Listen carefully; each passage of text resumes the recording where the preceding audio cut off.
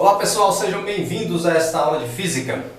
E hoje vamos falar sobre a segunda lei de Ohm, ainda sobre resistência elétrica, ok?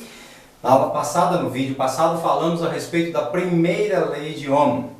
E na primeira lei de Ohm, a corrente elétrica é diretamente proporcional à tensão, ou dB, e inversamente proporcional ao valor da resistência. Mas como é que nós vamos encontrar o valor de uma resistência? Para isso nós utilizamos a segunda lei de Ohm.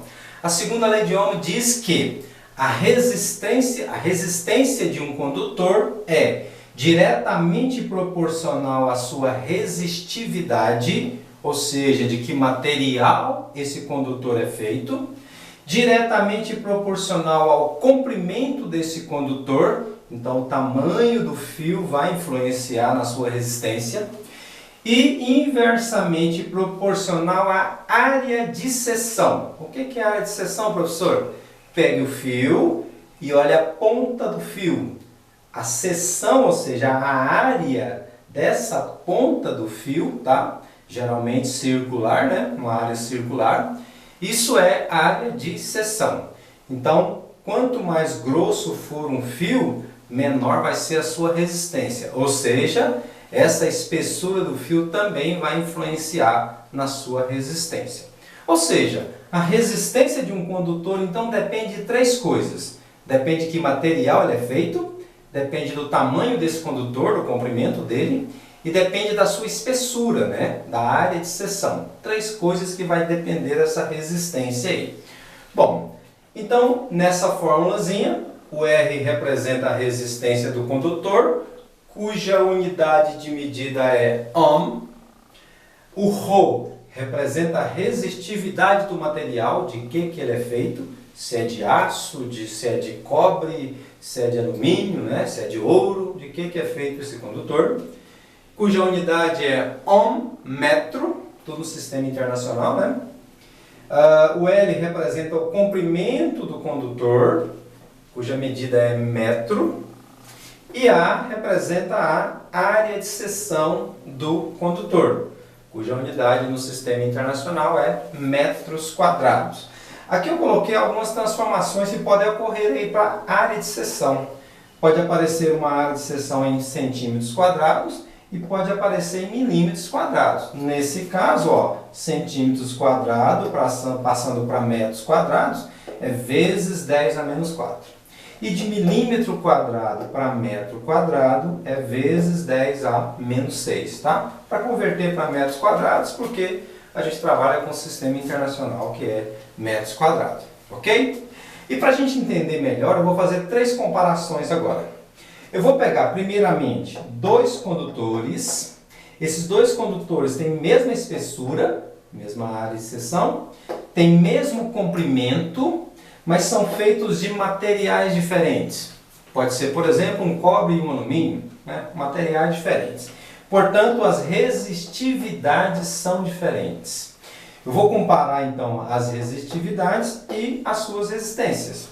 Se a resistividade desse aqui for maior do que a resistividade desse aqui, então a resistência desse condutor também será maior do que a resistência desse condutor. Então, resistividade 1 maior que resistividade 2, então resistência 1 também será maior que a resistência 2.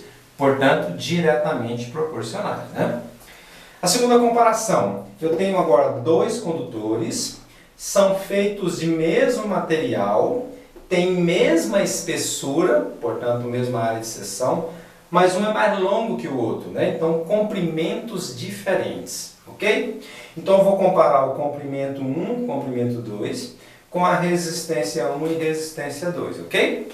Se o comprimento 1 for menor do que o comprimento 2, esse for mais curto do que esse, então a resistência do 1 também será menor que a resistência do 2. Ou seja, quanto menor o condutor, menor a resistência. Quanto maior o condutor, maior a sua resistência.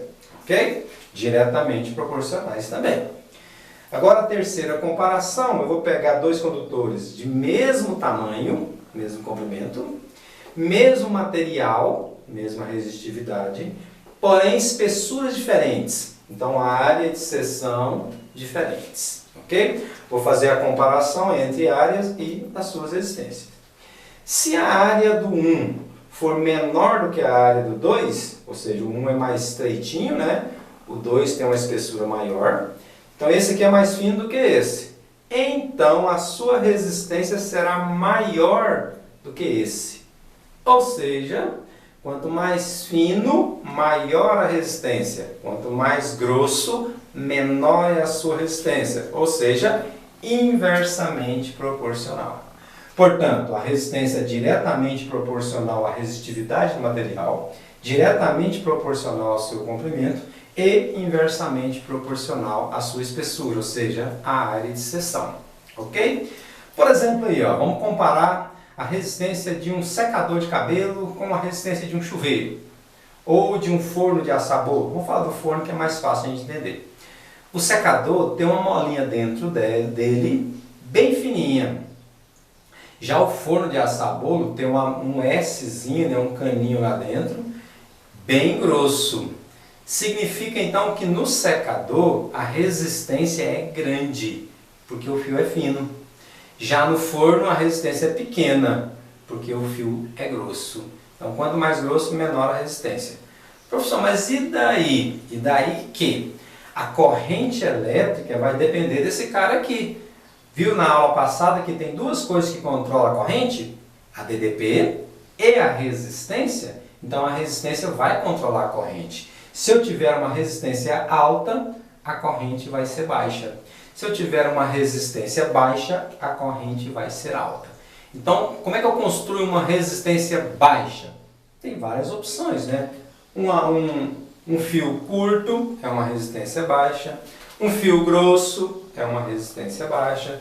Um fio de resistividade baixa, a resistência é baixa. Tudo isso vai provocar uma alta corrente.